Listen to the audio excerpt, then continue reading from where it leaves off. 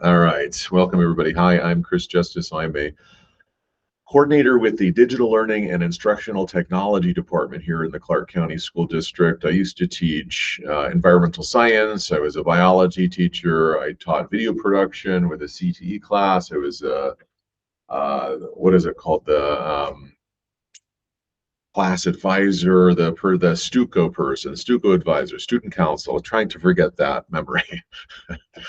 That's a whole other story. All right. But yeah, I've been around the block, I suppose, doing this about 16 and a half years. And I've got some ideas about how technology could run in classrooms. It's like 2014 before Google Docs was just coming on the scene. I remember somebody showed me like the ability to share a Google Doc and be able to type in the same doc. I started thinking, oh my gosh, this is an interesting way to collaborate, and it's just been kind of an interesting journey since then. I was a video production teacher, so my classroom had like 14 iMac computers. It was amazing, and I taught biology, AP biology at the time. I started to figure out what I could do with those computers in addition to video production. So I've been playing around with technology ever since, and I'm a huge fan of Canvas, huge fan of Google Classroom, huge fan actually of AI too, and I just only beginning to scratch the surface of what I'd be doing in my classroom with AI. Here in Clark County School District, we'll also be turning on AI for a lot of students in a lot of these different schools.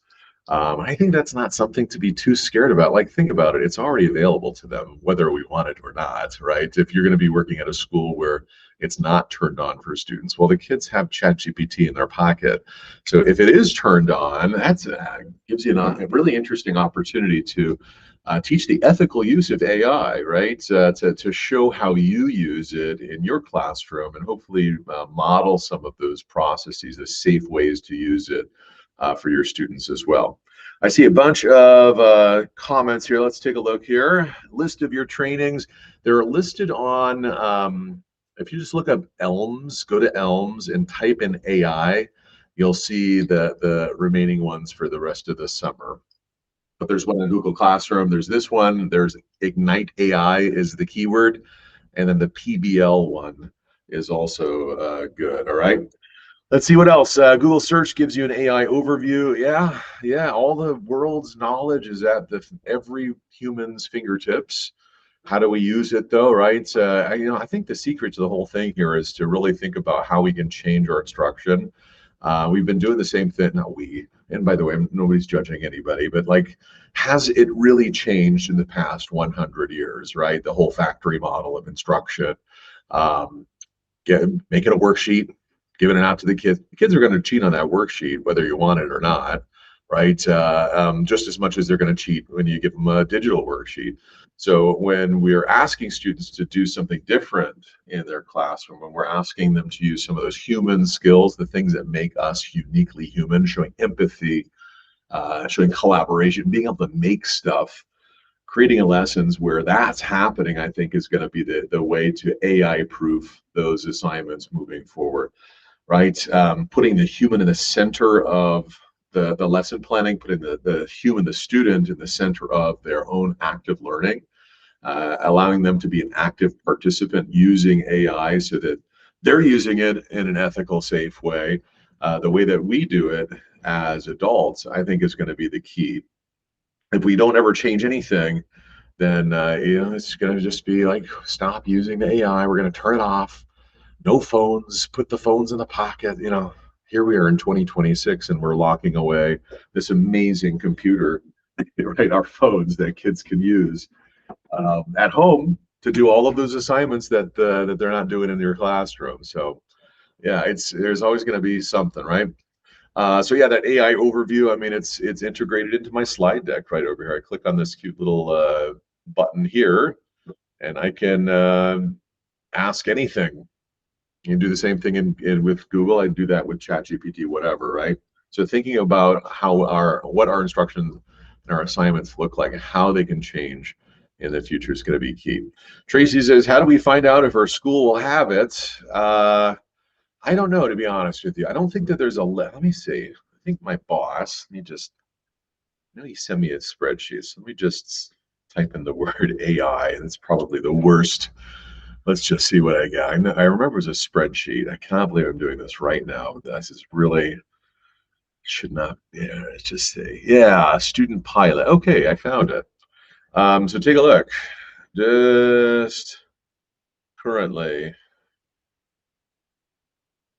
this is it's been turned on for these schools, and they've been a part of the AI student pilot that happened last school year.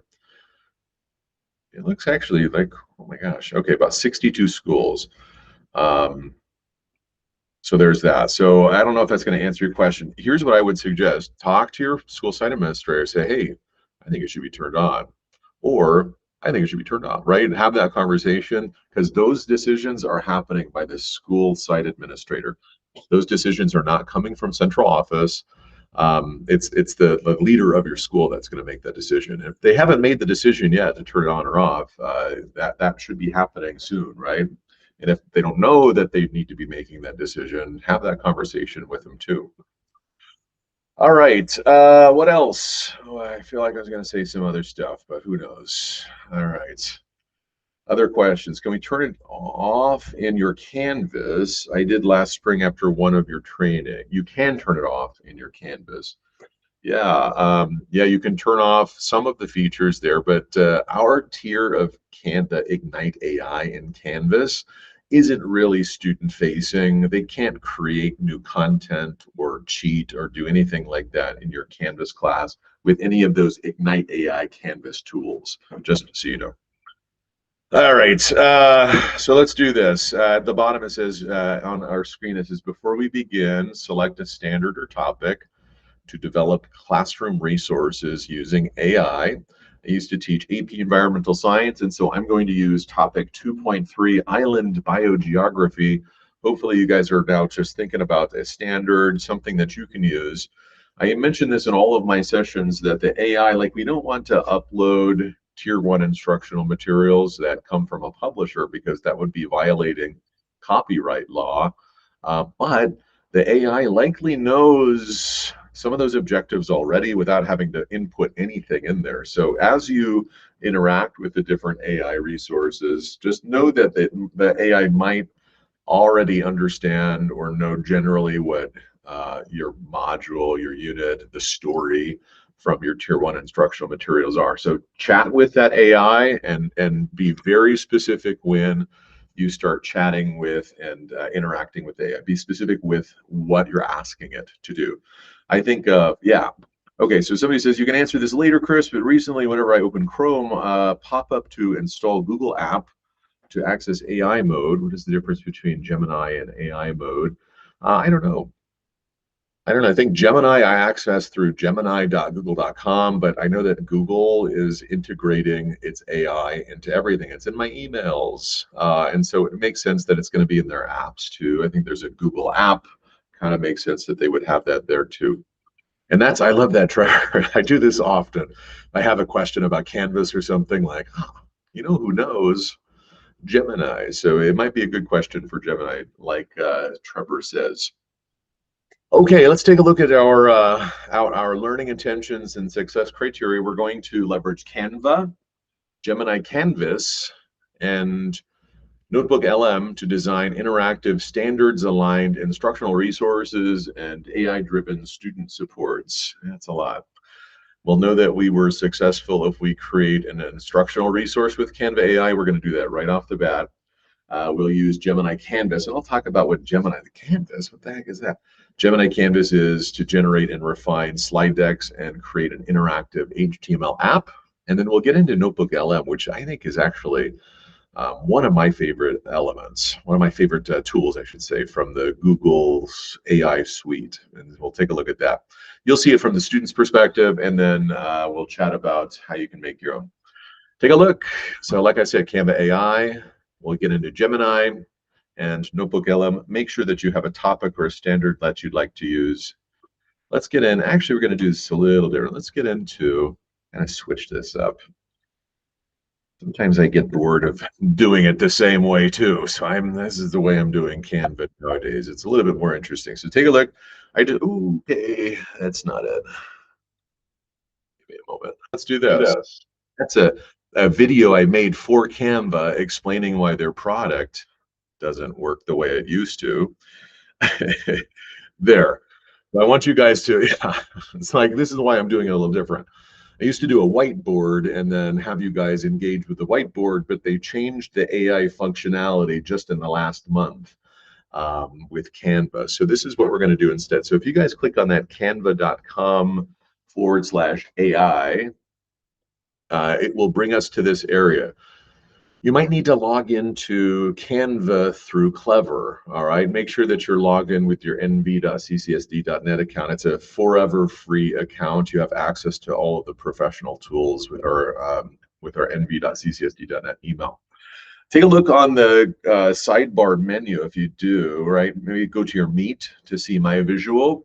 Canva AI for me, you can move this around. So I put Canva AI little tablet here underneath the home. And it might be underneath more. See if I can move that. Yeah, no. So just look for it there. That's how you can access it.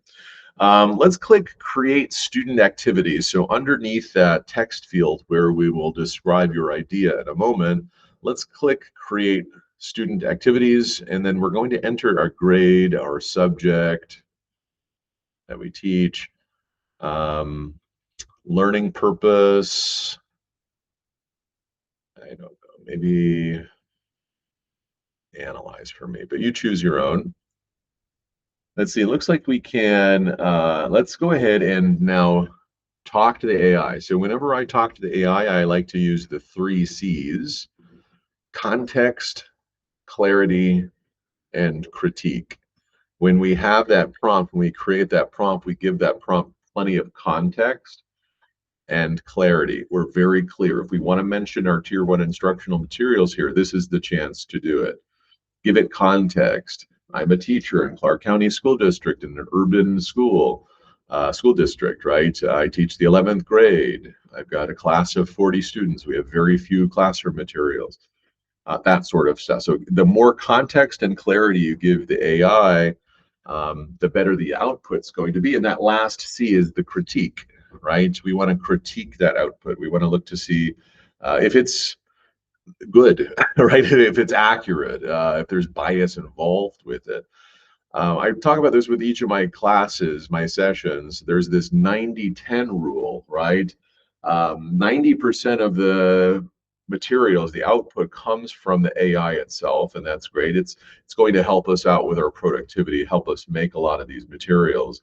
But it's that last 10%, that's the part that you do. That's the human. You put your magic spin on it.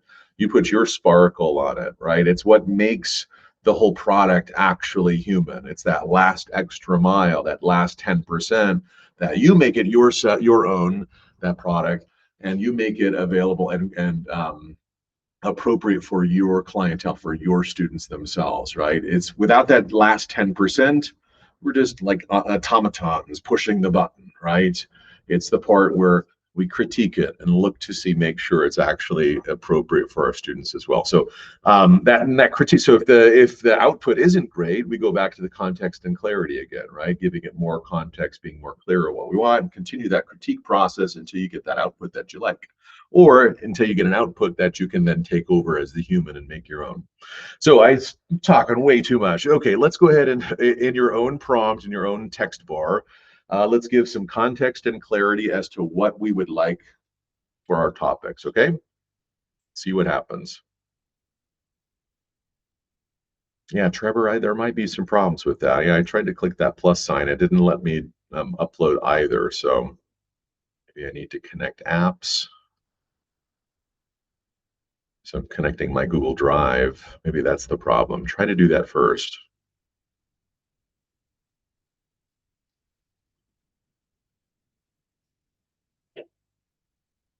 Yeah, it looks like I was able to do that. Maybe.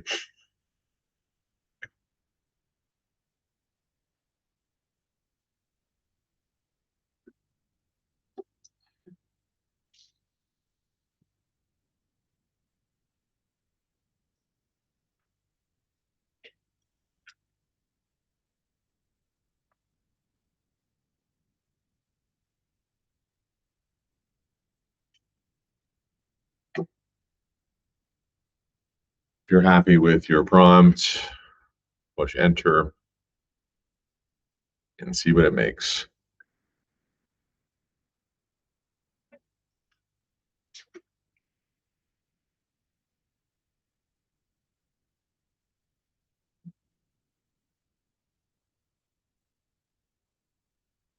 Gives you some options. It did for me at least 3 different options. It likely did the same for you once you have gone through the process.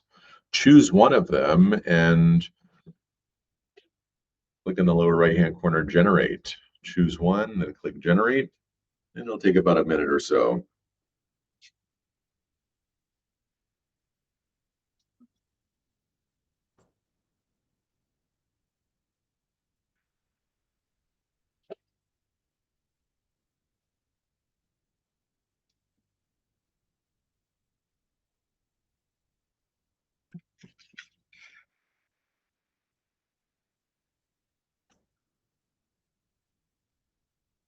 Once it's generated, there should be a little pop-up button at the top that says open, or you can click on it from the recent generation area down underneath the text.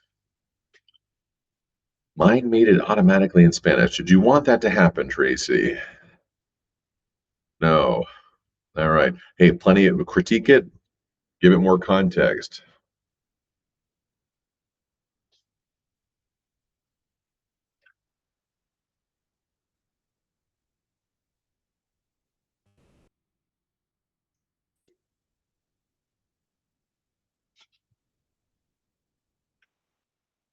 Take a moment, open up that activity. If you didn't get that far, you can take a look at the Meet screen. This is what the AI automatically generated for my specific topic. It's kind of cool, actually. Like it's a drag and drop process for me. And there's probably not a lot of like thinking involved here, but it's like what you do with it next, right? I suppose. Because what I would do is if I was going to do this with my students, I'd have them get on, 2 of them, maybe working on this, talking about it, making those decisions. I'm not even reading this, I'm just doing it real fast, right? But it looks like I'm dragging these little text boxes into the appropriate areas. Looks like use this to write more causes, which students are never going to do. So we'll just leave that one blank. You know what I mean? Like, did you use the extra card? No. Cool. All right. Did Canva AI make anything cool for you guys out there? Who wants to turn their microphone on, talk about what it made? Is it cool? Is it appropriate? Is it something that you can use?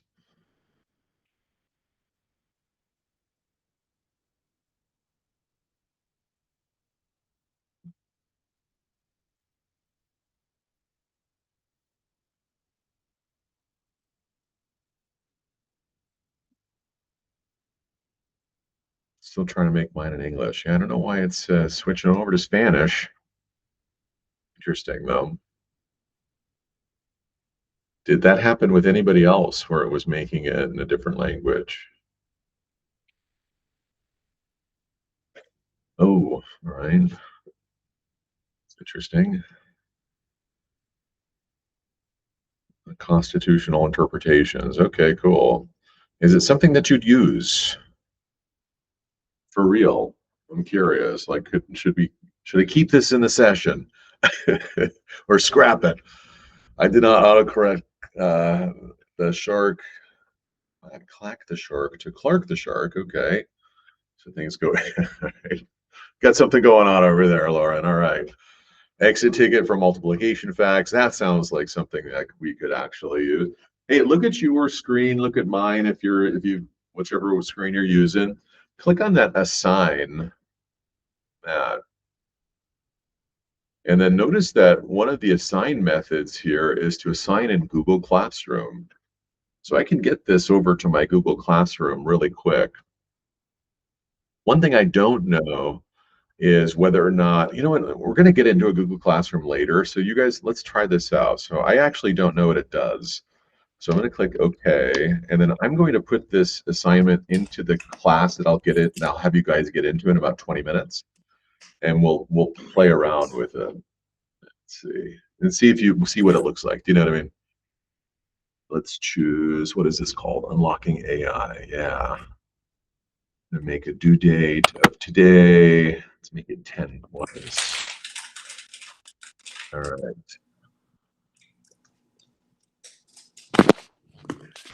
There we go. Okay. So I'm going to put this into our class that we'll use in a little bit. All right. And let me just put it right here. So when we get into NotebookLM, this my little assignment here shows up. I'm curious what happens when you guys get in. Doesn't look like it's actually going to work at all, but that's why we're here, isn't it? All right, just to check it out, see what happens. Okay, so let's get into this. So Canva AI got some interesting stuff. I mean, you can play around with this for hours and see what it makes for you. I think the real value comes from you making it yourself, right? So maybe you enable Gemini Canva AI or the AI, the magic write capabilities within Canva, and then make your own designs using some of the really cool filters in there.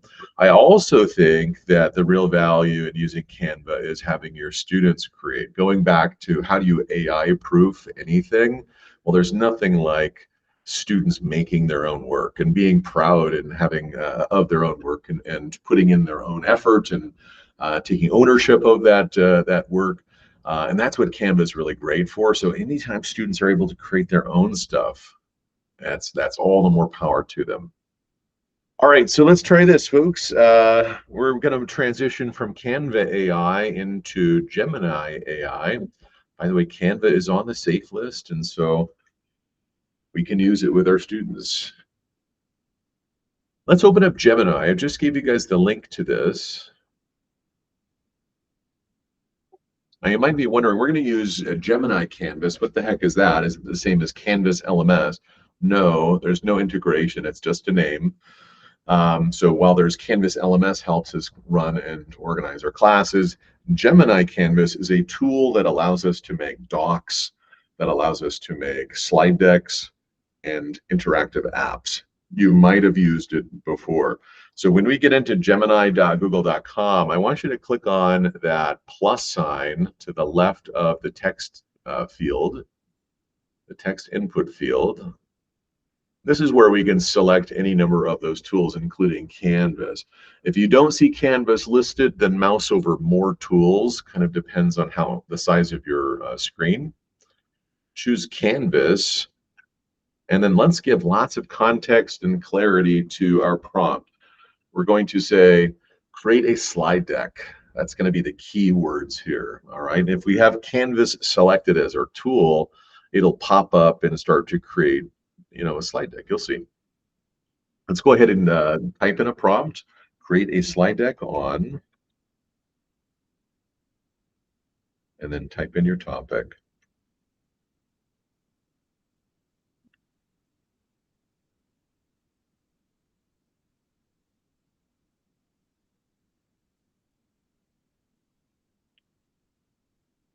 I'm going to say I need discussion questions throughout and a practice FRQ at the end.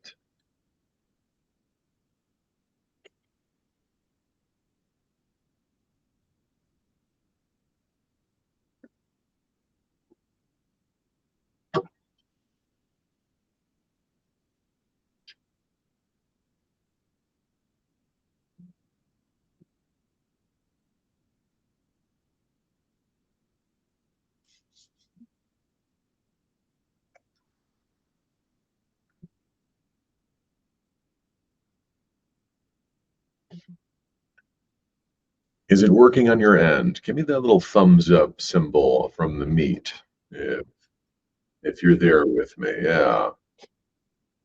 Looks like most of us are. Nice. I'm recording today's session. If you wanted to revisit at any time, you can. For me, it did it. Give me 13 slides. Right? Before notice I can export to slides. There's a little button near the upper right-hand corner. I can move that into slides. I love this tool, right? Because it's that last 10%. Right? We can now edit ourselves. We can take out the terrible images that AI gave us and put in something more appropriate, ones that we care about a little bit more. Maybe something that you made in Canva. But for me, I'm just going to go through real fast those. I asked it to give me some discussion questions, which it didn't do. Let's see. There's a practice FRQ. No discussion questions. So I'm going to go back. This is the critique part, right?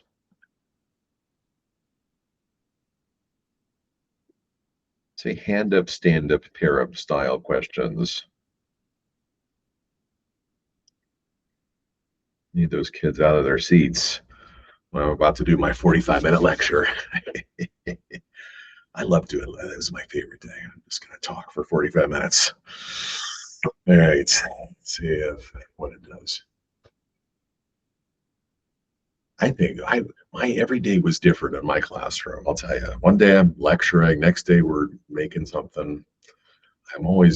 I get bored, really. Like I don't want to keep doing the same thing. So I figure, they're students, professors are going to be lecturing at these students later on, so they might as well get used to my boring voice.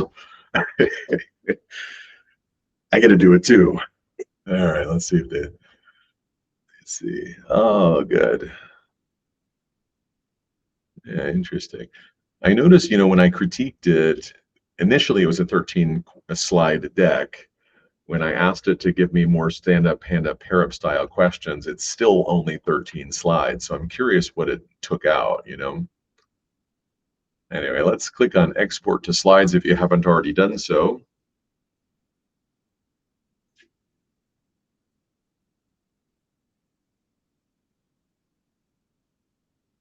That's a good question, Brandon. I'm curious. I have the Pro version too, so I've got this 3.1. I think that would be an opportunity to test it out, right? Maybe do a comparison. That's a great question. I've never actually tried the difference. I just kind of just assume. Let's do it. Let's see what happens. Make this again in thinking mode.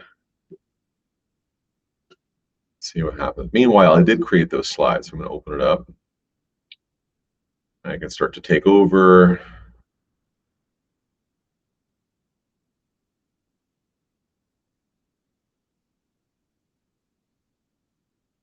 Yeah, you get the point, right? Kind of cool.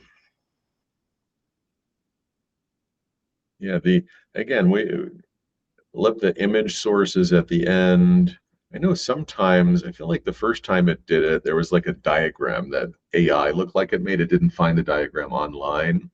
I like to sometimes take those out because I actually don't know how accurate they are, if it's just making stuff up or not, right? So it might be good to, anytime there's a graph or something like that, that it makes, that AI actually makes, it might be nice to find something that's a little bit more, that you can find the source of, right? That's what I would do. I know I've seen this picture before, though. It's not a great photo. I'd probably replace it with a different one, but yeah, that's part of the process here. Let's see, there's the thinking version, like that graph.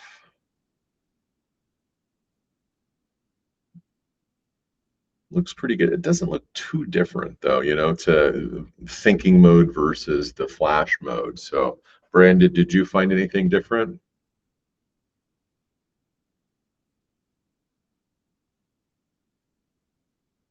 All right. Yeah, mine gave me a discussion question on just about every slide. Oh, But did you ask it to do that? no, I didn't ask it specifically for that. But I mean, my content being, I mean, I did say analyze. I mean, my standard is analyzing how the interpretation of founding documents are have evolved. So, I don't know, kind of the topic maybe. Is this something that So you would studies use? is open to the discussion, so it has more discussion questions. I don't know. Yeah, maybe it depends on the subject too. Is this something that you'd actually use in your classroom? Did it make something that isn't the AI slop that we keep hearing about? Yeah, this one is much better than the one that Canva made. Okay. Yeah, right. Yeah, Canva can make these presentations too. That's a good point. Give me a thumbs up if this is something maybe with a little bit of extra legwork, so that last 10% effort. Is this something that you guys, folks could use? Looks like it. Okay. Playing around with it. This feature here to make the slide decks is, I think, maybe 2 months old. So I know that you can make docs with it pretty easily, but the slides, I think that's a little bit of a game changer there to be able to make the slides. Yeah, but like I say, yeah, going through and with a fine tooth comb, really making sure it's yours is at how you can bring that magic and that sparkle to the products that are being made. Otherwise, we're just going to be inundated with all of this kind of like homogeneous glop that I don't know, feels a little too AI-ish. If that makes sense. All right, let's try this. So now we've got a slide. You exported it. It's now in your drive, by the way, too, if you've exported it. Otherwise, it will just exist in your Gemini, and you can revisit it at any time. Here, the sidebar, right, has all of those things. I was asking it for AI education nuggets. It's like I talk about the 90-10 rule here, and what's some other stuff? I thought this was which one? The Korean barbecue analogy. As AI tools make content generation effortless, schools are being flooded with AI generated text slides and lesson plans. Think of it as like a self serve Korean barbecue restaurant. The restaurant provides the raw ingredients and the heat, but you have to cook the meat. If you just grab the raw food and eat it, it's a terrible experience. Right now, a lot of people are serving raw AI content to their students. Clicking that button, export, done. Unedited generic worksheets that look okay on the surface but lack soul. That was my favorite part. It's AI saying its own materials lack the soul. So the human chef, that's us, the educators, have to season it, flip it, and put in that last effort, right? That magic is in the cooking, that final 10%. That's actually pretty good, I think. Thank you, AI, for coming up with a pretty good analogy there. I've never heard that. I'm curious, did it make up the word Korean barbecue analogy? I don't know. Kind of interesting. All right, so let's go back to Gemini. I guess this is where we were, right? Oh gosh, let me find where we were. Here's what we're going to do next. Yeah, so there was our slide deck. So I want you to keep Canvas selected as the tool. And this time what we're going to do is we're going to type in create, this is going to be key here, create an interactive app. And I want you to put in HTML. So I've done this a couple of times with a couple of different sessions, and sometimes it will create in HTML. An HTML file is one that any website understands. In fact, it's the language of websites and the World Wide Web, right? All this is glorified HTML, like unbelievably complex HTML that we're looking at right now on these screens. I've noticed that when I've done this before, if I don't mention HTML, sometimes it'll create a different file type that we can download, but our readers and our Chrome browsers and the stuff that our students might be using don't understand that file. So it's key for us to put HTML into our prompt. And so let's create an interactive app in HTML on our topic. In fact, if you're using the same chat, it already knows the topic. So I'm just going to say on this topic for 11th grade students. See what happens. Got to make sure we have Canvas continue to be selected as our tool. And you'll see a little panel on the right-hand side. We'll switch over in a moment.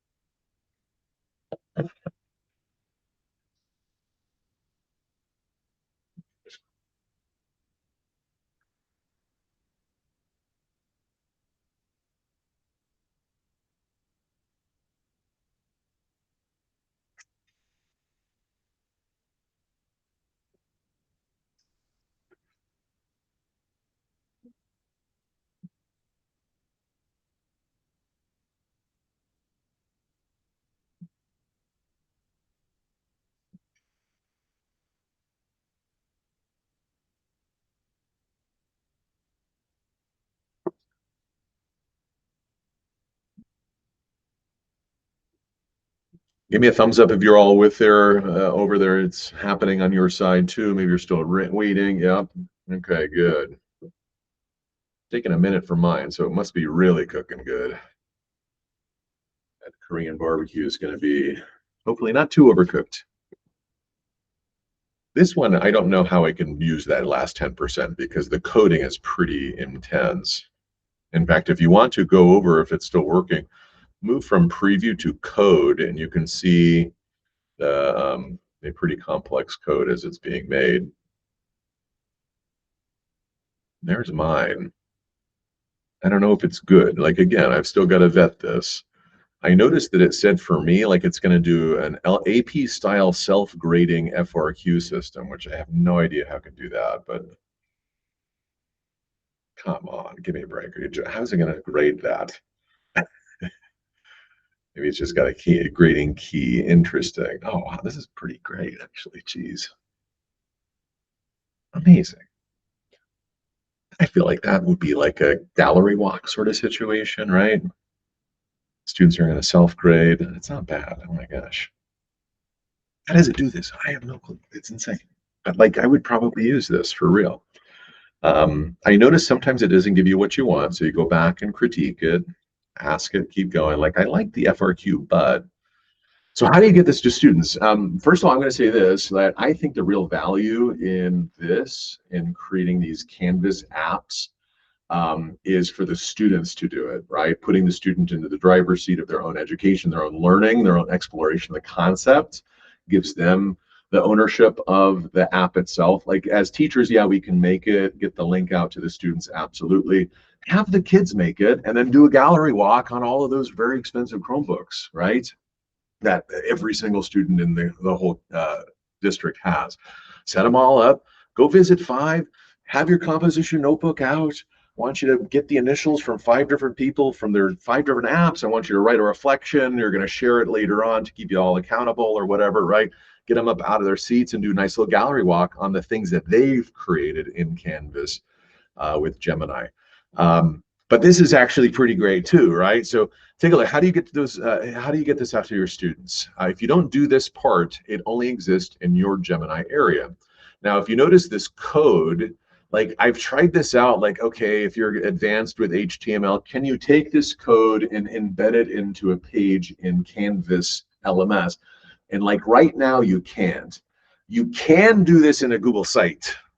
I'm just going to throw that out there. Maybe that's a little too advanced, but the easiest way to do it, actually, take a look at what I'm going to do. Look at my mouse. I'll click on that little arrow that's pointing down to represent download. Notice it's an HTML file. Now, if I click on this, first of all, that file only exists on my computer. So I've got to get that file out to my students. How can I do that? Watch what I'll do. So I've downloaded that HTML file. I'm going to come over here to Drive, and I'll click New. I'm going to upload that file. Let's let it load. File upload is one of the options. I can just drag and drop. In fact, that's easier. Watch. Let me take that HTML file. There it is. Drag and drop into my Drive. And then look at this. If I just open this up, oh my God, it's not working. I've got to download this onto my computer. So notice that there's a little download in the upper left. So let me show you. I want you guys to try this out so you've tried it. So I'll click on share. Let me change the rights so that anyone with the link can view. Let me copy the link, and I want you guys, I'll put this into the chat, open that up. You're going to see all of the code. It's terrible. Don't forget, download the file on your computer, and then open that file. And then give me a thumbs up if it works.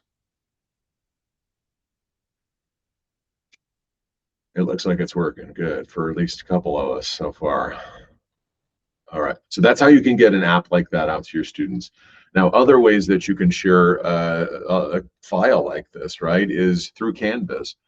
In Canvas, you can upload a file, and then students would have to download. They can't interact with it within the Canvas, but if they download the file from Canvas, they can open that file up. It might take some hand-holding initially with those students because it's kind of, I just want it to work in Canvas or whatever. Like it's not. You've got to download it on your computer. All right, or your Chromebook. So it looks like that worked for us. Again, like if I wanted to, let's pull this up. We're going to go to my Clever. I'll come over here to Canvas. I believe in Classroom, you can also upload files too. So anywhere where you can get a file to students. This doesn't take too long here. Just wanted to real fast show you. Should have already had this loaded, but that's okay. So I'll come over here to one of my modules. I'll click plus sign. I'll change this drop down to file. And then let's upload that file from before. Click add item. And now in the students, let's click this. Yeah, there it is. I'll open it. And again, like, miss, it doesn't look great. Click on, like I say, click on the download part, and that's what's going to put it onto their computer, okay? Wouldn't that be cool if it could work? Looks like it's partially doing that, but maybe in the future someday. But they've got to download. Okay, I don't want to beat that dead horse here, folks. Let's get into that Google Classroom that I was mentioning earlier. Now we're going to use a NotebookLM. If you're looking at my screen here, so notice the default view is Stream. We're going to switch over to Classwork. Remembering I put in my little assignment from Canva earlier. See if it works. I don't think it's going to. But the one that we actually care about here today is going to be the NotebookLM. Here's the problem. If I like share a link for a NotebookLM, it doesn't do what you want it to do like a Google Doc or a file would. I'd have to individually add all of you on, all 39 of you on to my NotebookLM, unless you're in a group. So what I'm going to do is I'm going to put you all into my group. The group is called Google Classroom. And if you exist in this group, you'll have viewing rights to this NotebookLM. All right, so let's get you guys into the class first. And I've got this code, but actually just click on the link in the chat. Click the link and it should automatically enroll you without having to enter any code at all. Remember, go from Stream to Classwork and then open up NotebookLM.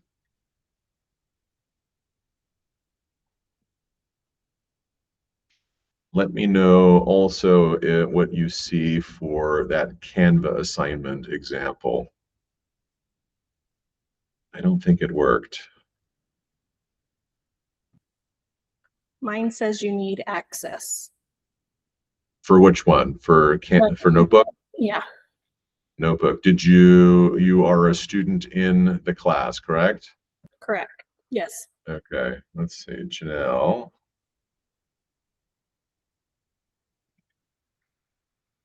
I don't see your name in here yet.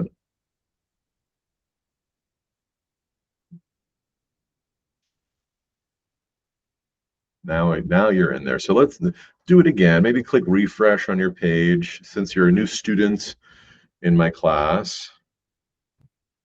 I'm in Did it now. work? Yep. Okay. I think maybe the system needed a moment. Yeah, Tracy, did you hear that? Give it a little refresh. It might take a moment to understand where you are.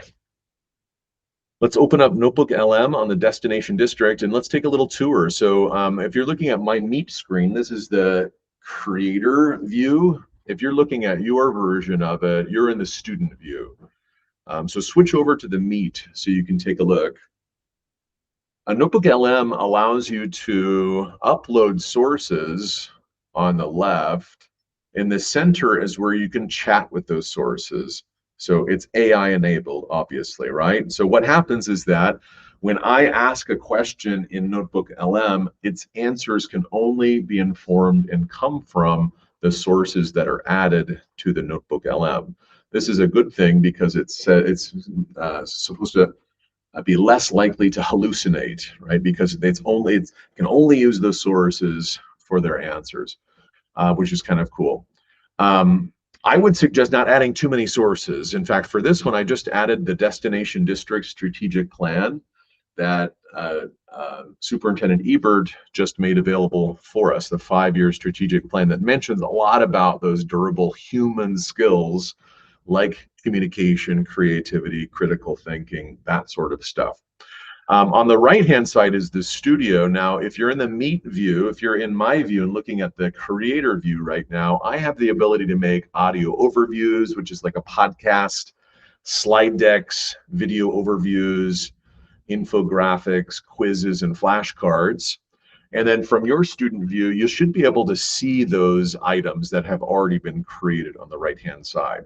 So here's what I want us to do. Let's take about 3 minutes. I want you to ask one question of the chat or of the AI in the chat, and then look at 1 or 2 of those items on the right-hand side in our studio. All right. One question that you can ask is, what does this mean for me as a 3rd grade teacher or whatever grade you teach? Okay, so let's take about 3 minutes to do that.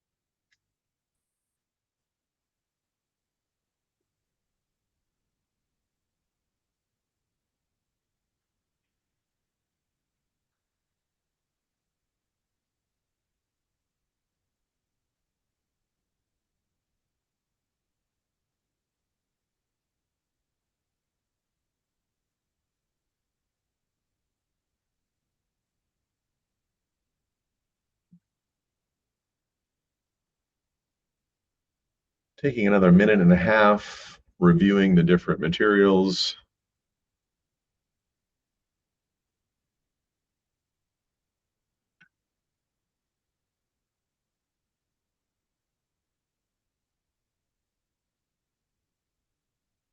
If you're ready to move forward, click on Create Notebook at the top. You can start to make your own. Add your slide deck that you made earlier.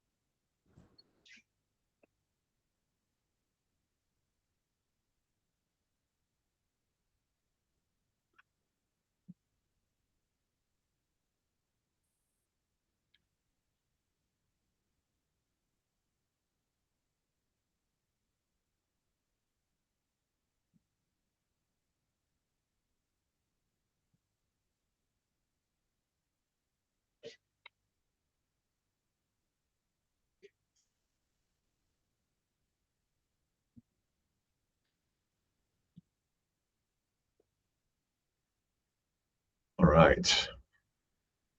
One of the questions that I asked earlier was, tell me about the updated grading policies, and it kind of gave me the surface level kind of big picture look of it, not the specifics, like it's going to be 95% 10 or whatever, right? But it says that, I love this part. This is the AI giving me a note because it knows that I was making a PL session based off of this. It says, because this is a 5-year strategic overview, the document doesn't provide those microscopic details of the policy. This is actually an excellent teaching point for your PL session. You can use this query to demonstrate to teachers that NotebookLM is a highly accurate tool for extracting exactly what is in the text, but it also won't hallucinate granular details if the source document, like a high-level strategic plan, doesn't contain them. Teachers would likely need to look for a supplemental CCSD policy manual or implementation guide. So again, that's kind of cool, right? It told me exactly what's in those sources and it didn't like veer off and make stuff up, which is kind of cool. So take a look, like I can add any of my queries here and those answers and click Save to Note. And watch what happens. It shows up now in the studio, and you might now have access to my answer over here. If I just, let's take a look at another Notebook LM here. I've got one where I added 40 sources. So this is the reason why I would like to keep a few or a couple sources. You don't have to overdo it here. I did this in the very beginning when I first learned about it. I took 40 sources. I used to teach AP Environmental Science, so I added all 9 of my slide decks and a bunch of other stuff online here. And so when I start to click audio overview, what happens is that, well, since it's a 20-minute podcast, it's just going to like, I mean, you have so much information here. It's just going to pick and choose what it wants to create that content about. So what I could do is I can deselect all of my sources if I have more than one, and then just choose Unit 7, for example. Then when I come over here, so now if I click audio overview, it's only going to make an audio overview based off of the content from that one selected slide deck, which is cool. I have even more control over this too. So if I come over here and I click on that little chevron, that arrow, I now can actually, okay, I don't want it to be 20 minutes. I want this to be a debate. I want this, the AI hosts to focus on, one aspect of the content here, debate format. So I have a little bit more control here as I create those items. If I don't control it, it is just, the AI is just going to do whatever the heck it wants. All right. I don't know if you guys noticed too, and then it takes about maybe 10 minutes to make one of those. Let's come back over here. I wanted to show you guys this. So give me a thumbs up if you can hear it. Let me push play. Give it a second. Very predictable operating system. Yeah, very set code. That works. Right. Okay. You input a student, you Now it's actually pretty cool. I did this for some AI policy documents, 50-page PDFs. There's an app for NotebookLM, and so I listened to the 20-minute podcast on my way home from work, and I kind of felt a little onboarded in a way. This is how we can make a multimodal classroom. You might not want that audio podcast, but gosh, if you make it available, there might be a student that does learn that way, right? As we start to create notebook LMs for our students. But I also wanted to say, like, the real value from this is the students making these notebook LMs for themselves. You give them the slide deck and the autonomy for them to learn in the way that they want by them creating their own. We don't have to control the process. All right, this AI is safe for students to use. Let them do it. Look at this, the interactive mode for some of these podcasts. I'll click on that little hand that's shaking. Watch. I'll push play. Welcome to today's deep dive. For the better part of a century, the K-12 education system. Oh, hey there, what's up? What are durable skills in a high school class?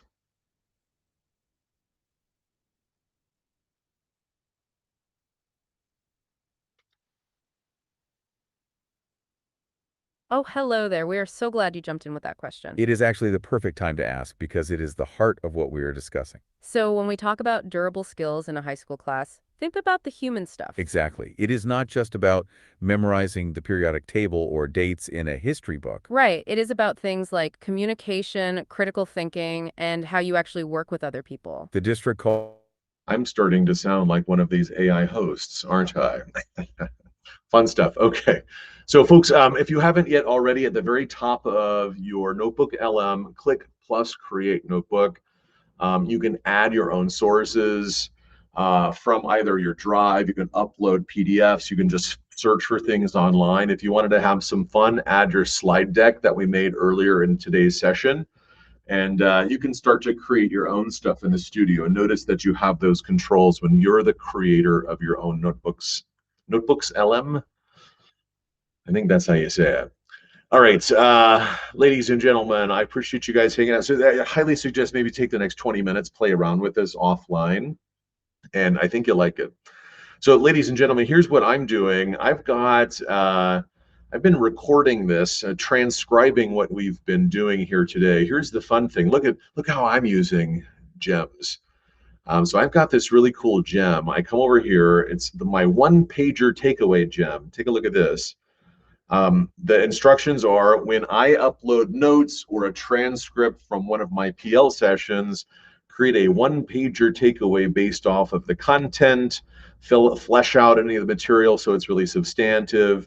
And I've got some other things that I want it to do as well. So what I'll do once I get this transcript from today, I'll run it through the one-pager takeaway gem. I'll upload it here, and it will automatically create one of these really great documents here. But it only does about 90% of it. I'll go through and add pertinent detail, edit it, make sure it's appropriate for all of you guys too, all right? Ladies and gentlemen, and this is the one from my Google Classroom and AI Made Easy that I then turned into something to make for my own style. Ladies and gentlemen, thanks very much for hanging out with me today. Real quick, I'll do a quick blurb about the Digital Learning Lab. We do these 45-minute virtual sessions during your small group PLCs. We can do it on any topic: NotebookLM, Gemini, Gems, Classroom, Ignite AI, and Canvas, Canva AI. Anything instructional technology related, let me know through email if you'd like to set one of these up.